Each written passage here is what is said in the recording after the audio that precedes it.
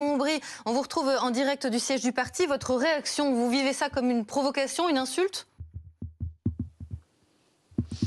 Écoutez, je pense qu'on n'avait rien à faire autour de la table, autour de Bruno Retailleau, Laurent Wauquiez et tous ceux qui nous ont précipités dans la situation dans laquelle on est.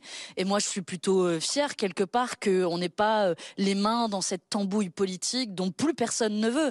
Je crois qu'on arrive à une conclusion claire après cette semaine complètement folle. Et je vous trouve très patient, vous les journalistes, à trouver encore des choses à commenter.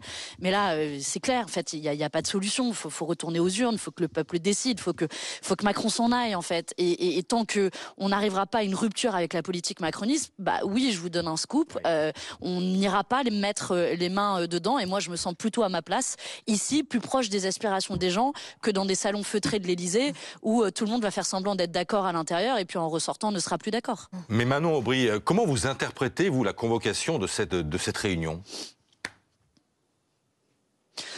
Je pense que le président de la République, qui est acculé, seul, essaie de sortir sa toute dernière carte. Il a épuisé sa dernière cartouche avec Sébastien Lecornu. Et comme il est acculé, il rejette la responsabilité sur d'autres. Et ben, maintenant, il va rejeter la responsabilité sur les partis en disant, globalement, mettez-vous d'accord. Mais à quelle heure on pense que quelqu'un de gauche qui a fait campagne sur la taxe Zuckman, qui a fait campagne sur l'augmentation du salaire minimum, qui a fait campagne sur une meilleure redistribution des richesses, qui a fait campagne contre les violences sexistes et sexuelles, pour ne prendre que ça comme exemple, à quelle heure on pense qu'on va pouvoir se mettre d'accord avec tous ceux qui prônent absolument l'inverse? C'est ça aussi qui tue la politique. C'est quand vous dites quelque chose un jour et que vous faites autre chose un autre jour.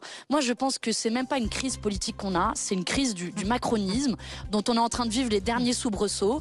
Et l'issue, elle est claire. Emmanuel Macron doit partir. Je pense que c'est d'ailleurs ce que devraient leur dire les formations politiques qui vont s'y rendre. Sinon, elles continuent à faire le jeu du macronisme qui nous plonge dans un chaos absolument total et qui a des conséquences concrètes pour les gens là, qui nous regardent ce midi, qui vont manger ce midi, qui doivent remplir leur frigo, qui veulent pas payer plus d'impôts à cause de l'année blanche pour ne prendre que ça. Donc c'est avec ça qu'il faut réussir à mettre un terme.